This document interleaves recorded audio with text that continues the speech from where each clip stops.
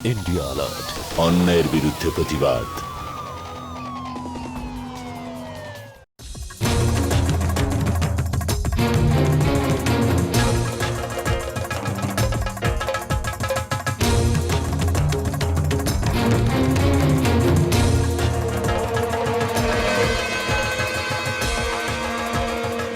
আমায় ক্ষমা করে দাও, ক্ষমা করে দাও আমায়।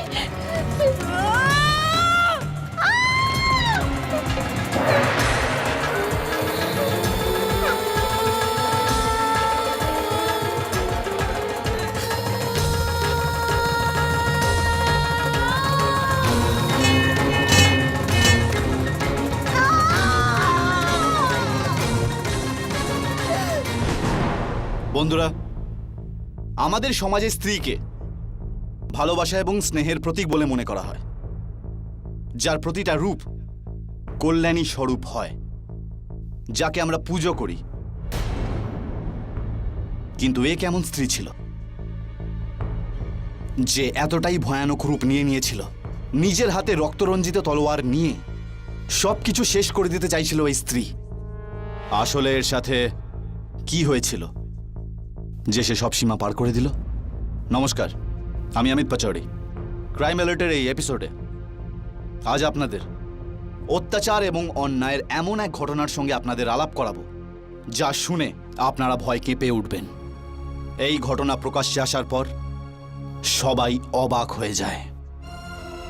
এই ঘটনার সূত্রপাত শুরু হয় 2015 সালে, যখন বিধানসভা ভোটের প্রস্তুতি চলছিল এবং এই প্রস্তুতির হাবভাব পশ্চিম বিহারের এক ছোট্ট গ্রাম মানপুরেও দেখা গিয়েছিল।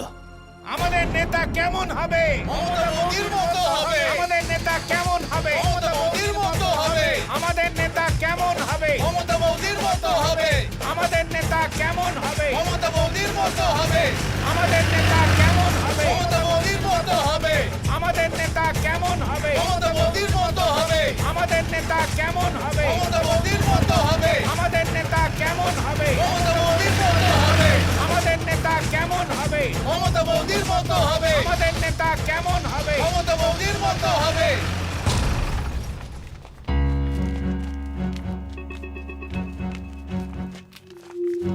আপনাদের সকলকে অসংখ্য ধন্যবাদ, অনেকক্ষণ আমার সঙ্গে ছিলেন।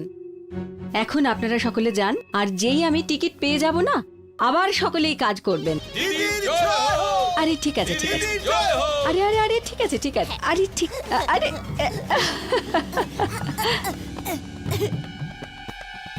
আমার সোনা ছেলে, সোনামণি। নাতি আমার বড় ছেলের ঘরের, ওর মাথায় একটু গন্ডগোল আছে। আচ্ছা, তাহলে আপনারা পরে দেখা হবে। চলো চলো চলো চলো চলো, হ্যাঁ হ্যাঁ হ্যাঁ, চলো চলো চলো।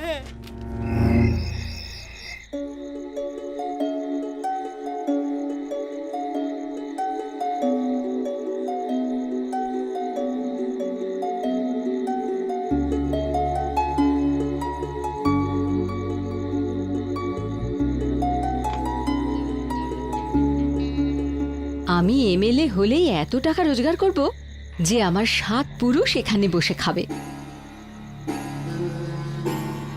আর শোনো, তুমি তোমার বাবাকে ফোন করে দিও, আমি একটু কথা বলবো। আসলে কি জানো তো, পার্টি কমিটিতে ওনার খুব নাম ডাক। আচ্ছা মা, আমি সকালেই বলে দেব। আর সন্তোষ, ব্যবসার কি অবস্থা? ওই দাম একেবারে পড়ে গেছে। কিন্তু আমি তো শুনেছিলাম আলুর দাম অনেক বেশি। কিন্তু আলু বাদ দিয়ে অন্য সব কিছুর দাম তো পড়ে গেছে। সঞ্জয়, আমি তোমাকে কিছু বলেছিলাম, ভাবলে কিছু ওই ব্যাপারে? মা, আমি চাকরি ছাড়তে পারবো না। কি এমন কালেক্টর হয়ে গেছে যে চাকরি ছাড়বে না? বাড়ি পরিবার ছেড়ে গোপালগঞ্জে কি আছে তোমার? এখানে থাকলে তুমি 10 দিনে দ্বিগুণ রোজগার করবে। কিন্তু মা, আমি শুধু টাকার জন্য টিচার হইনি, আমার এই কাজটা করতে ভালো লাগে। মেয়েদের যদি মাথায় চড়াও না, পরে গিয়ে শ্বশুরবাড়িতে থাকতে পারবে না। কিন্তু মা, আমাদের মনে হয় বিয়ের আগে লেখাপড়া শেখা খুব দরকার। তোমাকে কিছু জিজ্ঞাসা করেছি? যাও, মিষ্টি নিয়ে এসো।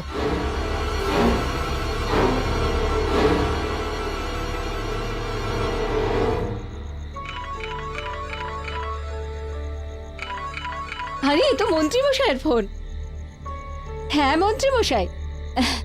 আরে না মন্ত্রী মশাই, আমি তো আপনার ফোনেরই অপেক্ষা করছিলাম। হ্যাঁ হ্যাঁ, আরে বলুন না। খুব মিষ্টি মিষ্টি করে কথা বলছিলে ওই মন্ত্রীর সঙ্গে। এই, আমার সঙ্গে বেশি চালাকি নয়, নইলে কেটে ফেলে দেবো তোমাকে আর তোমার ওই মন্ত্রীকেও। আরে তোমার হাতে মরা তো আমার ভাগ্যের ব্যাপার। না হলে এরকম কোন বউ আছে যাকে তার স্বামী এই বয়সেও এতটা ভালোবাসে?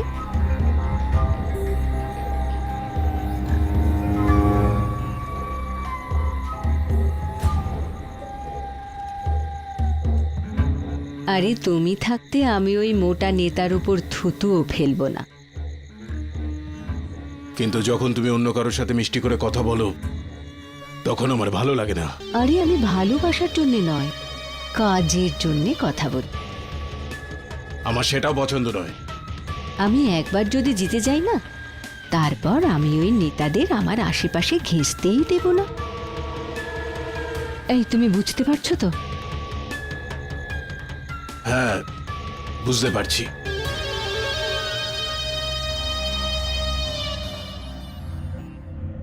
মা যখন ব্যবসার ব্যাপারে তোমার উপর ডাউট করে না, তো আমার মাথা না গরম হয়ে যায়। হ্যাঁ, উনি তো এমনই। আচ্ছা, তুমি কি কালকে সকালে চলে যাচ্ছ? ফিরবে কবে তুমি? আমার আসতে প্রায় 3-4 দিন তো লেগেই যাবে। কিন্তু হ্যাঁ, এই কদিন তুমি নিজেকে নিজে সামলিয়ে রাখবে। তুমি কি বলতে চাইছো? সেটাই, যেটা আমি কালকে নিজে দেখেছি।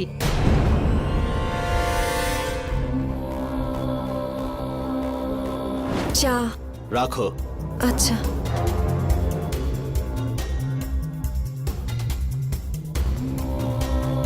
শোনো,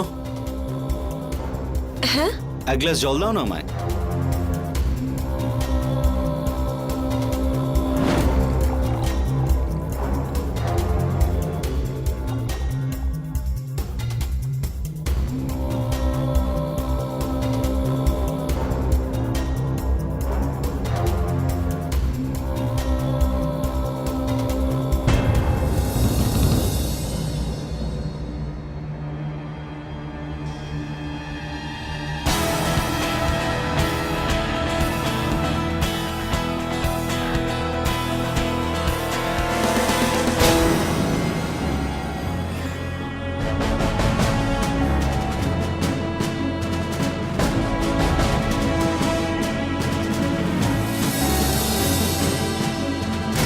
যদি আবার এরকম আমি দেখি না, তো অশান্তি করব।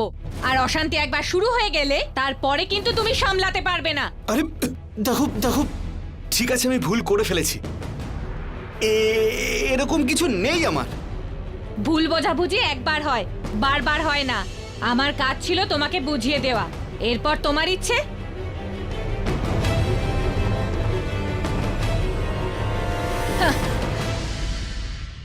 হ্যাঁ, দাদার স্বভাবটা তো প্রথম থেকেই ওরকম ছিল। আর তার উপর তুমিও 1 নম্বরের বোকা, আর বোকার থেকে সবাই সুবিধা নেয়। আমি মোটেও বোকা নই। আমি শুধু চাই বাড়িতে যাতে কোনো ঝগড়া অশান্তি না হয়, তাই তো আমি চুপ করে থাকি। হ্যাঁ, তুমি চিন্তা করো না, আমি মায়ের সাথে কথা বলছি, আর যত তাড়াতাড়ি সম্ভব আমি তোমাকে গোপালগঞ্জে নিয়ে চলে যাব।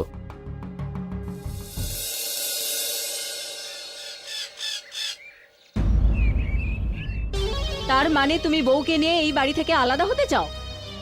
মা, আমি এটা বলতে চাইনি। আমি যা বলে দিয়েছি সেটা বলে দিয়েছি। আমি বেঁচে থাকতে এই সংসার আমি ভাঙতে দেব না। কিন্তু মা, ব্যাস।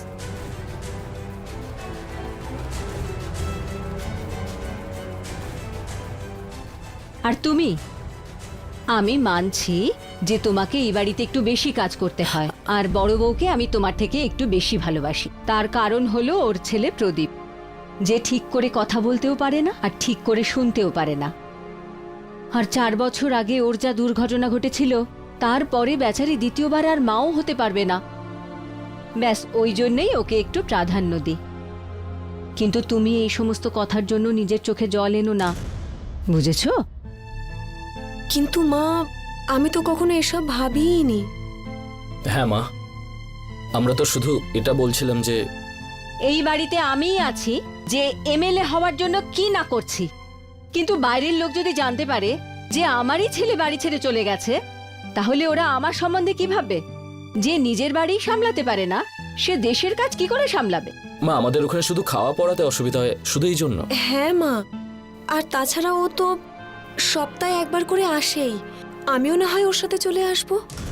যেদিন তোমরা এই বাড়ি ছেড়ে চলে যাবে না, আমি নিজের গায়ে পেট্রোল ঢেলে আগুন লাগাবো। এরপর তোমরা যা ভালো বোঝো করো।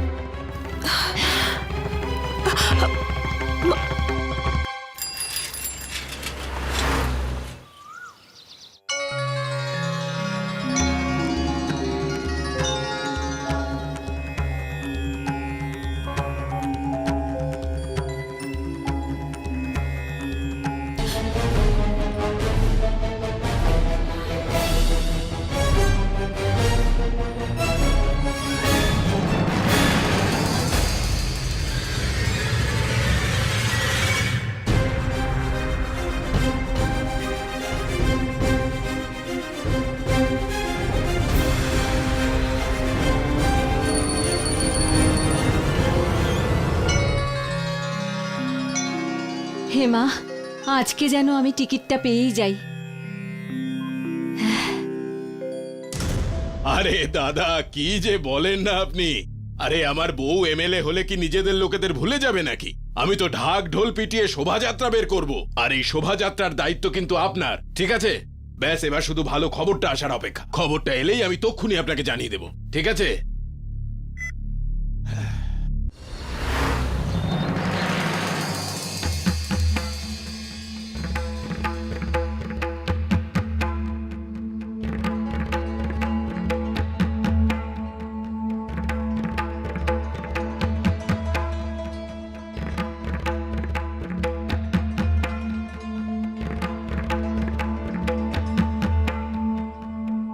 দেখুন, আপনাদের পরিবারে যে দ্বিতীয় আর একজন সন্তান জন্মাবে তার ভাগ্য খুব ভালো হবে, আর ওরই ভাগ্যের কারণে রাজযোগের সমস্ত রাস্তা খুলে যাবে।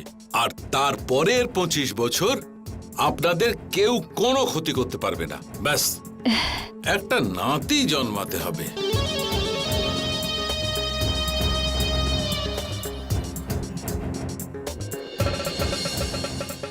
লোভ এবং অতিরিক্ত চাহিদা প্রায় যে কোনো মানুষকে শয়তান বানিয়ে দেয়।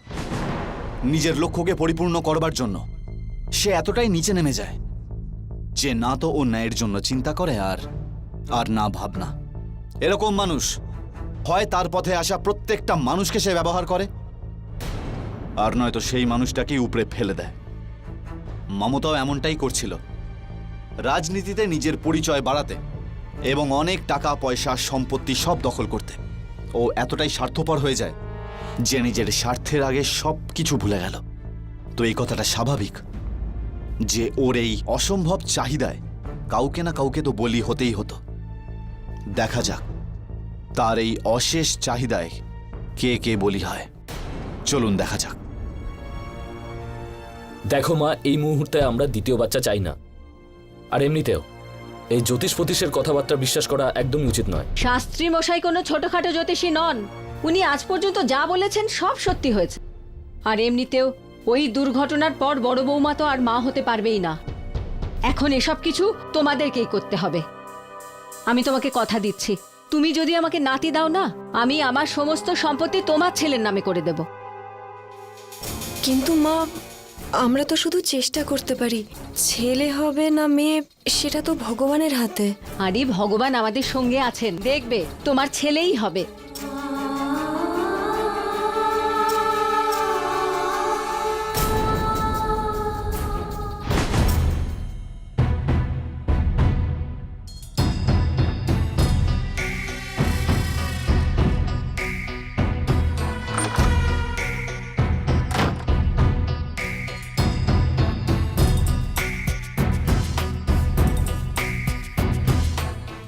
কি ব্যাপার, তোমাকে এমন লাগছে কেন? তুমি রাত দিন ব্যবসায় খেটে মরবে, তারপরেও দুপাশোর জন্য আমায় হিসেব দিতে হবে। আর এখন যদি ছোট বউয়ের ছেলে হয়ে যায় না, তাহলে মা সব সম্পত্তি ওকেই দেবে। তুমি ভুল ভাবছো, এমনটা কিচ্ছু নয়। মা তো এই কথাটা সবার সামনেই বলে দিল। এবার ব্যাপারটা আমি দেখব, ছোট বউয়ের বাচ্চা জন্ম নেয় কি করে। জন্ম নেওয়ার আগেই বাচ্চাটাকে মেরে ফেলবো।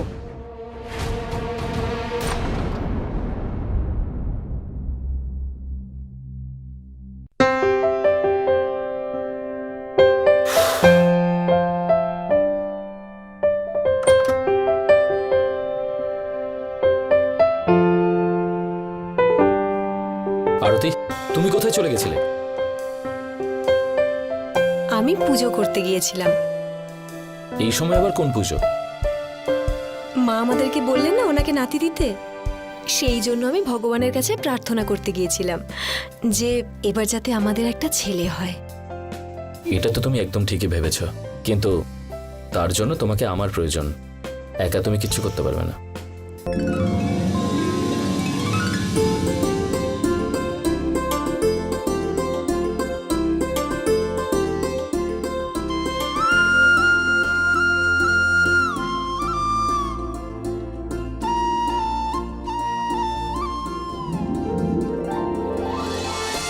আচ্ছা, এবার তুমি আমাকে স্টেপ বাই স্টেপ সবকিছু বুঝিয়ে বলবে যে কিভাবে করলে মা একটা নাতি পাবে।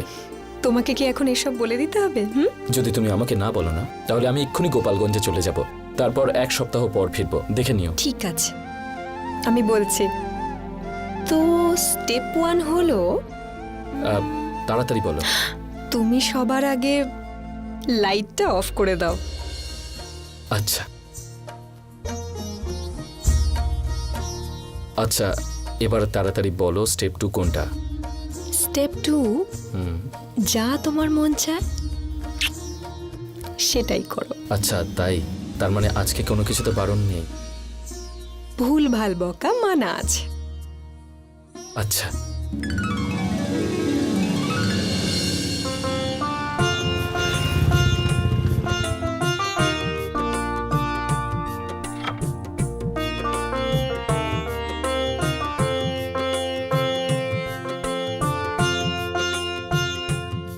মা মা কি হয়েছে? ডাক্তারবাবু কি বললেন? মা, ডক্টর বললেন যে টেস্ট পজিটিভ, আর উনি এটাও বললেন যে আমার 2 মাস চলছে। ও আমার সোনা বৌমা, কি ভালো খবর শোনালে আমাকে। আচ্ছা এবার বলো তো, ডাক্তারকে দিয়ে পরীক্ষা করিয়েছো ছেলে না মেয়ে হবে?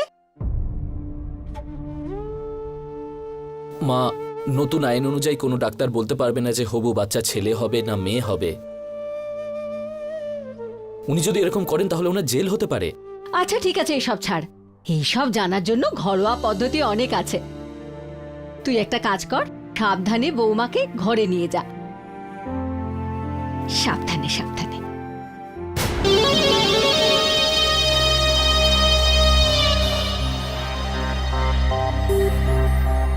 আচ্ছা আমাকে বলো তো দেখি, 2 আর 2 কত হয়? 4। Very good. আচ্ছা এবার বলো।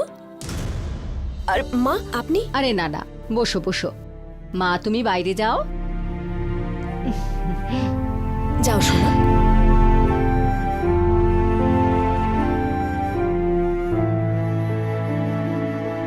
এটা ধরো।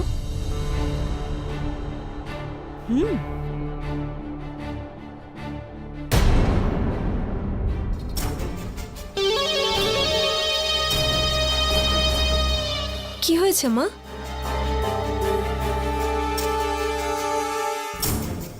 তুমি শুয়ে পড়ো। কিন্তু কেন? আমি বলছি তাই, শুয়ে পড়ো।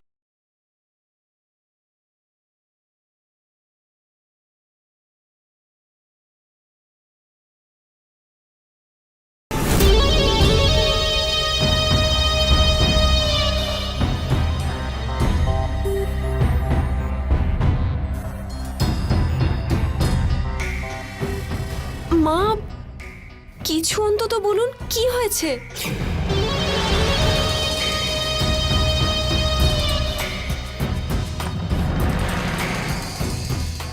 বৌদি, তুমি নিশ্চয়ই জানো যে মা এসব কেন করছেন।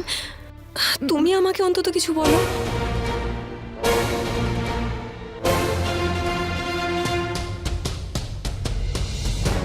তোমাকে মা কিছু অন্তত নিশ্চয়ই বলেছেন।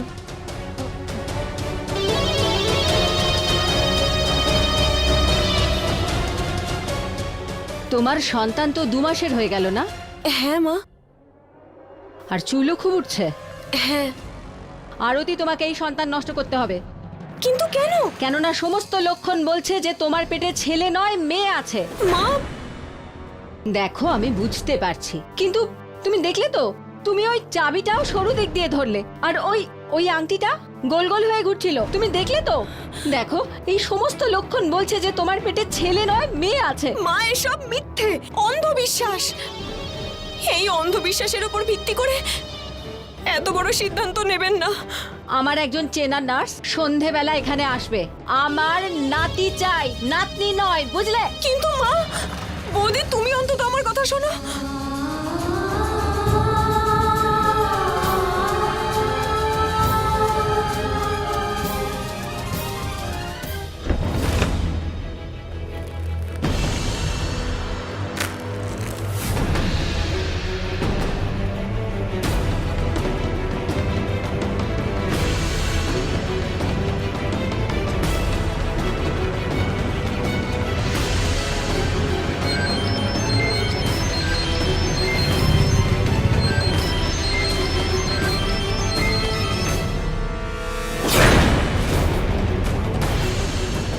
হ্যালো আরতি,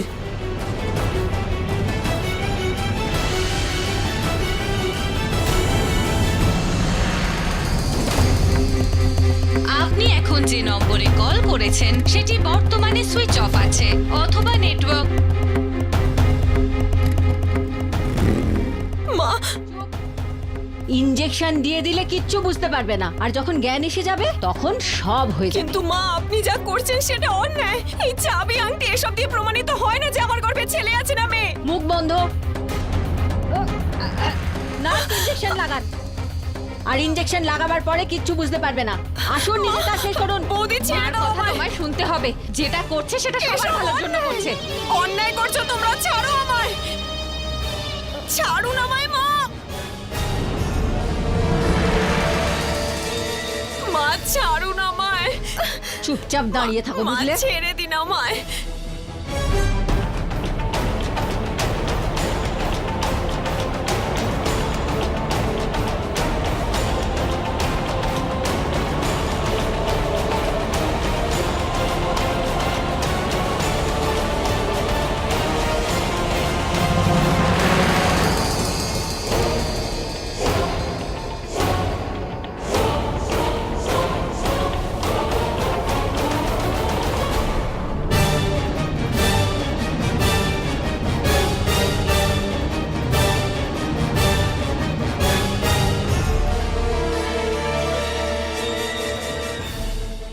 আরতি, দরজা খোলো আরতি। মা, মা,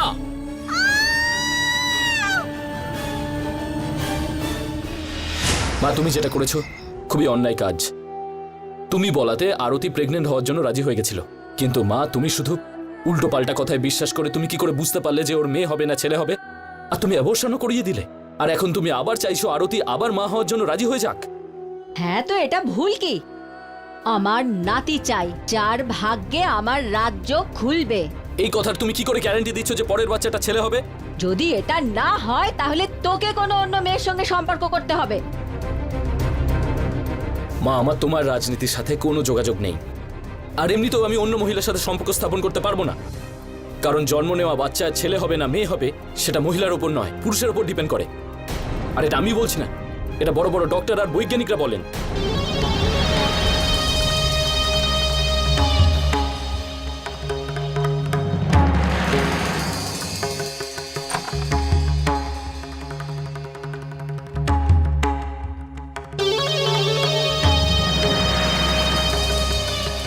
আর এমনিতেও আমি অন্য মহিলার সাথে সম্পর্ক স্থাপন করতে পারবো না, কারণ জন্ম নেওয়া বাচ্চা ছেলে হবে না মেয়ে হবে সেটা মহিলার উপর নয়, পুরুষের উপর ডিপেন্ড করে। আর এটা আমি বলছি না, এটা বড় বড় ডক্টর আর বৈজ্ঞানিকরা বলেন।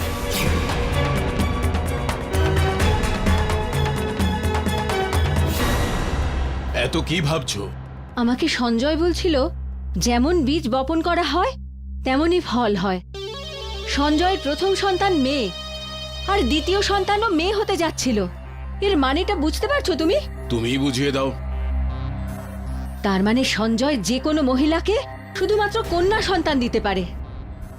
আর আমাদের অসুবিধাটা হলো যে বড় বৌমা দ্বিতীয়বার মা হতে পারবে না, আর সন্তোষের দ্বিতীয়বার বিয়েও দিতে পারবো না, কেননা বৌমার বাবা বড় নেতা, যদি আমার টিকিট পাওয়ারও থাকে না তাহলে উনি আটকে দেবেন। দেখো, তুমি গ্রামের মোড়ল তো হয়ে গেছো, তাতেই সন্তুষ্ট হও। এত বেশি লোভ করা ভালো নয়। দেখো, এখন কথাটা আমার লোভের নয়, আমার বংশ রক্ষা হবে কি করে? এক তো বড় নাতি পাগল হয়ে জন্মালো, তুমি ভেবে দেখেছো কি ওকে ভবিষ্যতে কে বিয়ে করবে? আরে এটা নিয়ে ভেবে লাভ কি? এটাই ভগবানের ইচ্ছে। তোমার তো কোনো বোন নেই না, তোমরা সবাই শুধুমাত্র ছেলে, হ্যাঁ তো আর আমারও শুধুমাত্র দুটো ছেলে হয়েছে। এর মানেটা বুঝতে পারছো তুমি? মানে? এর মানেটা হলো যে তোমার মধ্যে থেকে শুধুমাত্র ছেলের জন্ম হবে। হ্যাঁ, তাতে কি হয়েছে? ভাবো, যদি তুমি বৌমার সঙ্গে সম্পর্ক স্থাপন করো তাহলে ওর মেয়ে নয় ছেলের জন্ম হবে, আর এতে আমরা বংশধরও পেয়ে যাব। কেননা ওকে সঞ্জয়েরই ছেলে বলবে, যার ভাগ্যেতে আমার রাজ্য খুলবে। আমি কি বলতে চাইছি তুমি বুঝতে পারছো?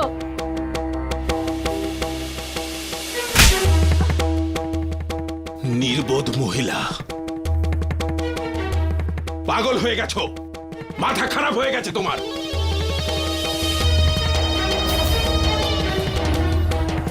তুমি আমার কথাটা একটু বোঝার চেষ্টা করো না। দেখো, ওই এক দুবারেরই তো ব্যাপার, আর এমনিতেও সঞ্জয় তো সপ্তাহের মধ্যে 5 দিন বাইরে থাকে, কেউ কিচ্ছু জানতে পারবে না। আর বৌমা, ও মেনে নেবে? সেসব তুমি চিন্তা করো না, ওকে আমি অজ্ঞান করে দেবো। ও তো জানতেই পারবে না যে ওর সঙ্গে কিছু হয়েছে। আরে পাগল মহিলা, পুলিশ কেস হয়ে গেলে তখন? আরে আমি কি এমনি এমনি এতদিন রাজনীতি করেছি? আমি সব সামলে নেব। তুমি আমার কথা শুনবে তো?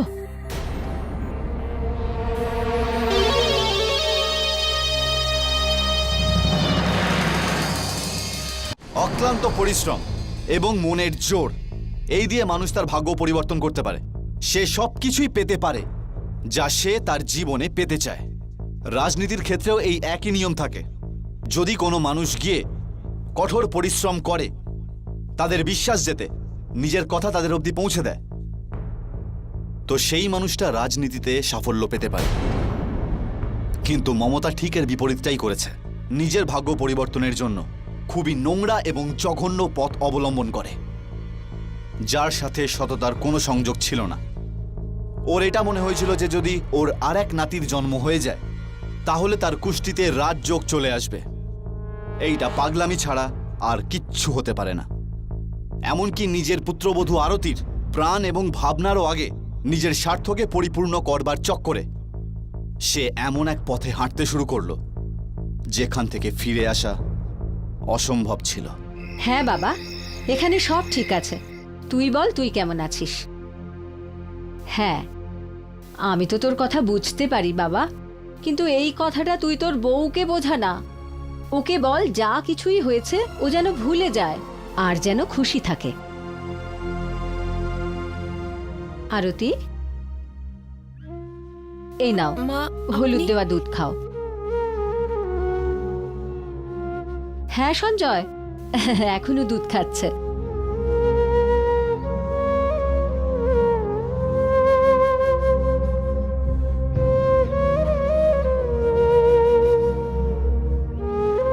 হ্যাঁ সঞ্জয়, এই নে কথা বল।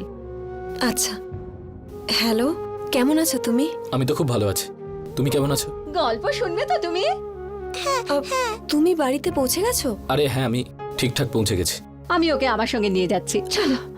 যাও সোনা, ঠাম্মার এসো সাথে। এসো এসো এসো, তাড়াতাড়ি। কোন গল্পটা শুনবে তুমি? চলো চলো চলো, বলো।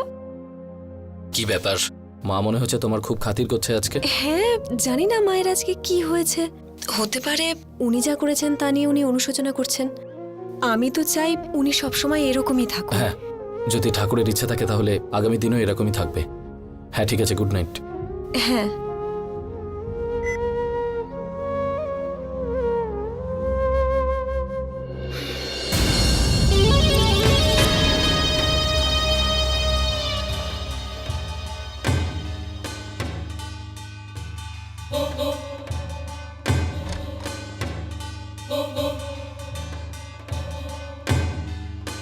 আরতি, আরতি মা,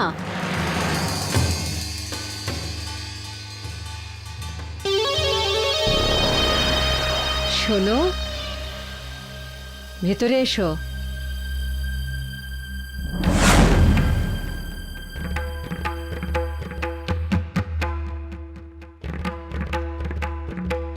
দুধে মেশানো ওষুধ এবার কাজ করছে। এবার সকাল পর্যন্ত যদি কেউ গলাও কেটে নিয়ে যায় তাহলে ও বুঝতেও পারবে না।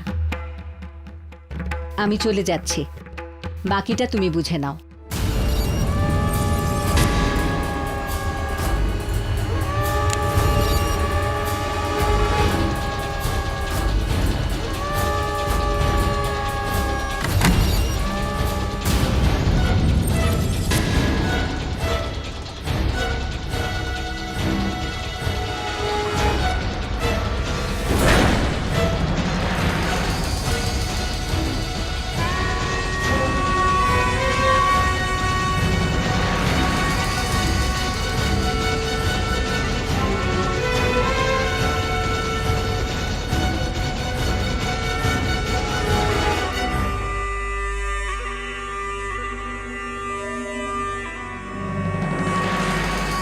তুই এখানে কি করছিস?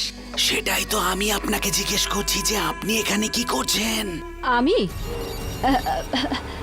ও তো আমি এটাই দেখতে এসেছিলাম যে বৌমা ঠিক করে শুয়েছে কিনা। আর বাবা? এই যে শোন, তোর যতটুকু মাথা ততটুকুই ভাব, হ্যাঁ? আর মুখ বন্ধ করে শুতে যা, বুঝলি? মা, আমি সবই বুঝে গেছি যে আপনি এখানে কি করছেন। কি বুঝে গেছিস তুই?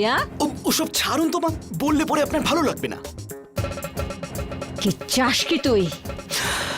সেটাই যেটা বাবা করছে। মা, একবার ভেবে দেখুন, যে কাজটা আপনি করছেন তাতে আপনি নাতি নয় একটা ছেলে পাবেন। আরে সেই জন্যই তো আপনাকে আমি সাহায্য করতে চাই, যাতে আপনি একটা নাতি পান। এই যে শোন, আমি প্রথম থেকেই এই বাড়িতে দুটো অপদার্থকে পুষছি, এবার 3 নম্বরটাও অপদার্থ হলে? মা, সেই সব ব্যাপার তো আমি জানি না, কিন্তু মা এটা ভাবুন যে আপনার এই কথাটা বেচারা সঞ্জয় যদি জানতে পেরে যায়, তখন সহ্য করতে পারবে তো? আচ্ছা, আর যদি এই কথাটা তোর বউ জানতে পারে তাহলে? সেই সবকিছু আমার উপরে ছেড়ে দিন।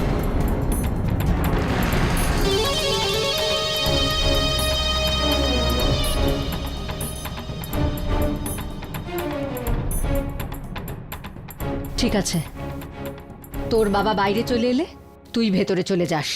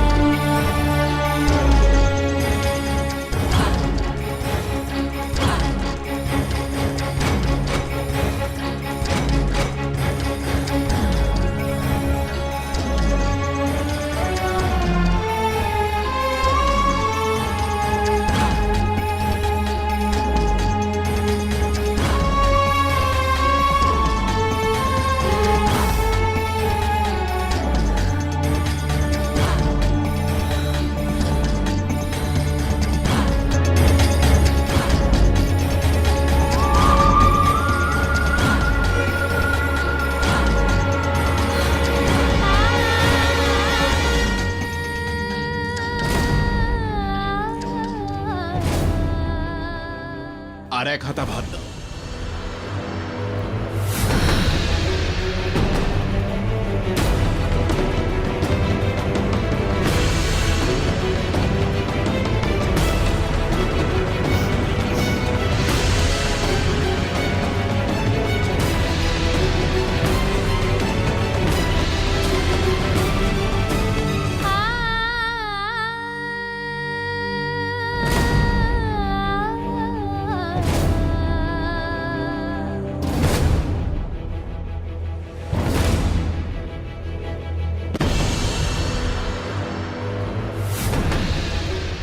আরতি, তোমার এই কি অবস্থা হয়েছে? কি হয়েছে? শাক দিয়ে মাছ ঢাকার আর চেষ্টা করবেন না। আমি সবকিছু জানতে পেরে গেছি।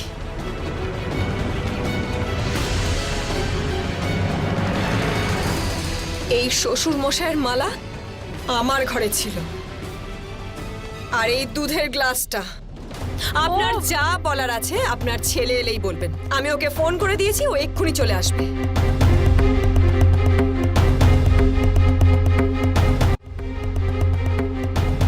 আমি তোমাদের ওর সঙ্গে সম্পর্ক স্থাপন করতে বলেছিলাম, জানোয়ারের মতো আঁচ এড়াতে নয়। তোমাকে আমি আগেই বারণ করেছিলাম, এখন কি করব? দেখো, এখন সঞ্জয় রাস্তাতেই আছে, ওকে ওখানেই দাঁড় করাও আর ওকে বোঝাও যে বউ যা কিছু বলছে সব ভুল। যখন ওর রাগ ঠান্ডা হয়ে যাবে না, আমি ওর সঙ্গে কথা বলবো। তার আগে এর ব্যবস্থা করতে হবে। এই সব কাজ আপনারা একদম ঠিক করেননি।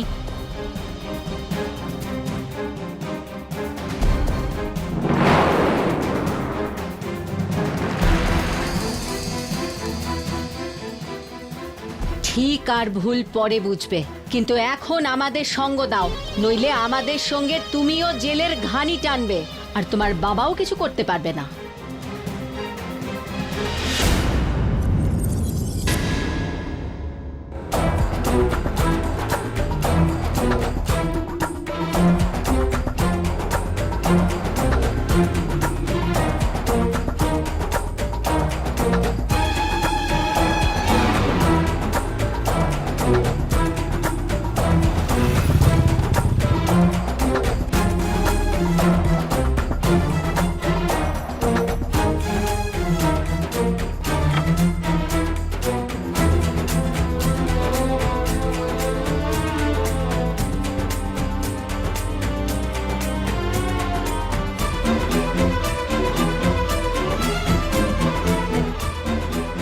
আরে তোমাদের একটু লজ্জা করেনি এসব করার সময়? আরে ও তোমার বৌমা হয়।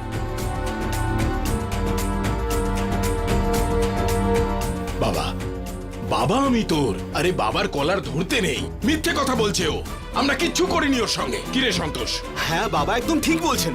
আচ্ছা, যদি তোমরা এইসব কিছু না করতে, তাহলে এইভাবে আমার সাথে দেখা করতে আসতে না। এবার দেখো, আমি পুলিশে রিপোর্ট করব। এবারে ওরাই খোঁজ নেবে যে কে সত্যি বলছে আর কে মিথ্যে বলছে। এই সঞ্জয়, সঞ্জয় আমার কথাটা শোন। আমি তো দাদা হই, বিশ্বাস কর আমরা সত্যি কিছু করিনি। বাবা, আপনি ওকে বোঝান। বাবা,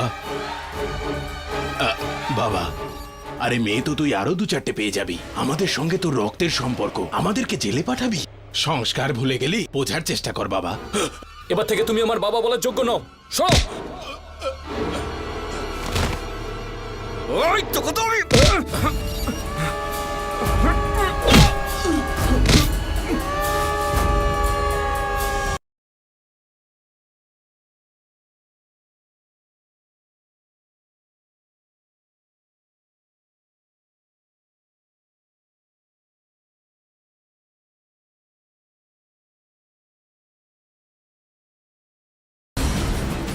আমরা তো তোকে বোঝাতে এসেছিলাম, কিন্তু এখন মনে হচ্ছে আমার একটা ছেলেই যথেষ্ট। একটা ছেলেই যথেষ্ট।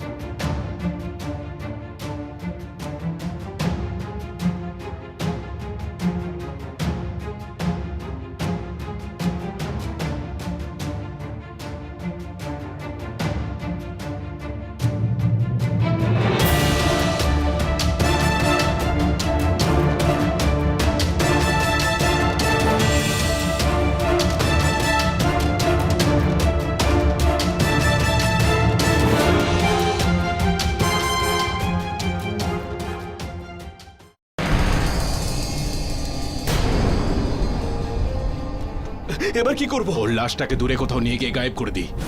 কেউ কোনোদিনও কিছু জানতে পারবে না। হ্যাঁ বাবা, ঠিক আছে।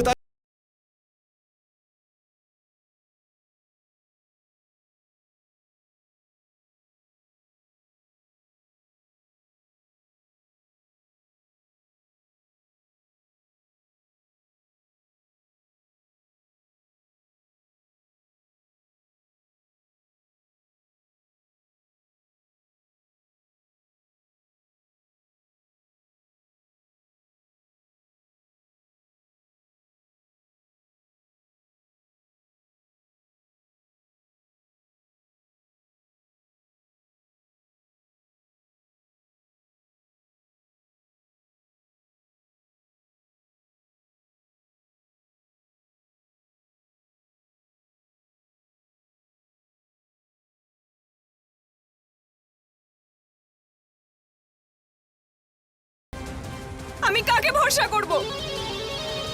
ওকে নাকি তোমাদের মতো পশুদের? ও নিজে আমাকে বলেছিল যে ও আমার সাথে দেখা করতে আসবে। সত্যি করে বলো, কি করেছো তোমরা ওর সাথে? মেরে ফেলেছি ওকে। রক্তের সম্পর্ক ভুলে গিয়ে নিজের বাবা আর ভাইকে জেলে পাঠাতে চেয়েছিল। তুই যদি মুখ খুলিস তাহলে তোর মেয়েকেও মেরে ফেলবো। মেরে ফেলেছো ওকে? হ্যাঁ, মেরে ফেলেছি। কি করবি?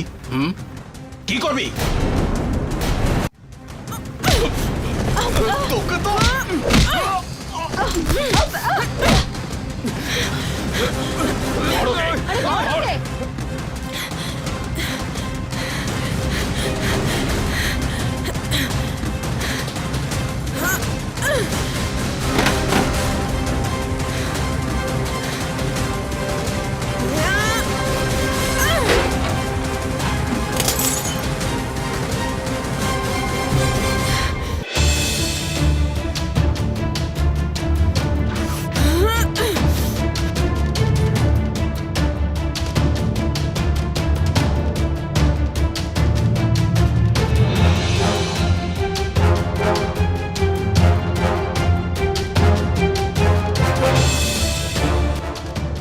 মেরে ফেলেছো না ওকে? ফেলে দাও। কি করছো? ফেলে দাও এটা। এবার আমি তোমাদের সবাইকে মেরে ফেলবো।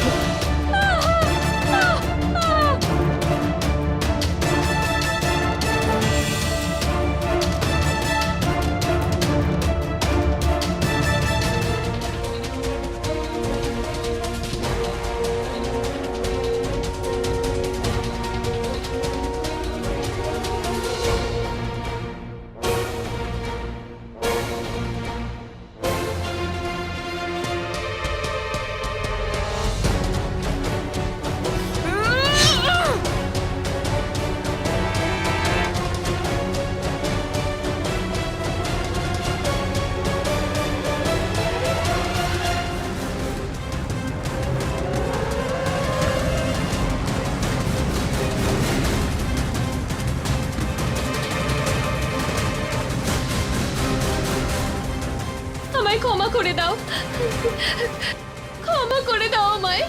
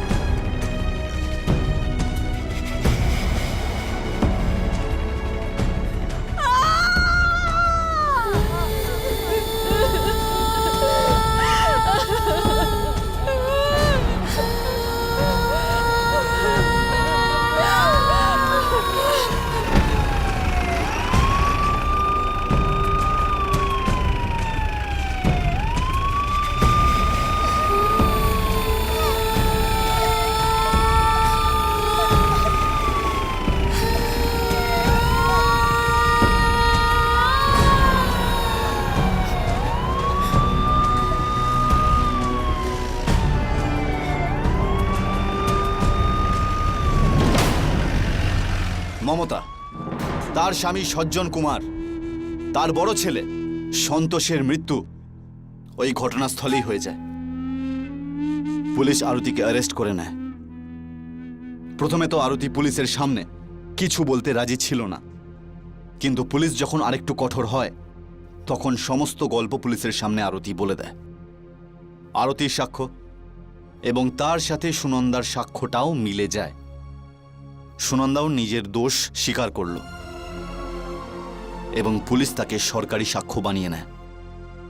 পুলিশ তল্লাশি করে এবং সঞ্জয়ের মোবাইল ট্র্যাকার সিস্টেম দিয়ে লোকেশন খুঁজে লাশটাকে আইডেন্টিফাই করে নেয় আরতি আর জেলের 4 দেওয়ালের মধ্যে। এবং আদালতের রায় শোনানো এখনো বাকি। মমতা যদি নিজের লক্ষ্যকে পাওয়ার জন্য কোনো সহজ পথ অবলম্বন করত, যদি মমতা নিজের স্বার্থের আগে নিজের পরিবারের কথা ভেবে দেখত, আজ ওর পরিবারকে এই দিনটা হয়তো দেখতে হতো না। মানছি আরতির সঙ্গে অন্যায় হয়েছে, কিন্তু তারও ভুল ছিল। আইনকে নিজের হাতে ওর নেওয়া উচিত হয়নি, বরং আইনের সাহায্য নেওয়া উচিত ছিল, যা ও করেনি। আজ ওর মেয়ে রয়েছে তার আত্মীয়দের কাছে, কিন্তু মায়ের অভাব কেউ পূরণ করতে পারবে না। এরই সঙ্গে আমি অমিত পাচৌরি ক্রাইম অ্যালার্টের এই এপিসোডে আপনাদের থেকে বিদায় নিচ্ছি। কথা দিচ্ছি পরের সপ্তাহে আবার এসে উপস্থিত হব কোনো চাঞ্চল্যকর ঘটনার সাথে নিয়ে। বন্ধুরা, ক্রাইমের থেকে বাঁচতে গেলে অ্যালার্ট থাকতে হবে। মনে রাখবেন, it's better to be safe than sorry.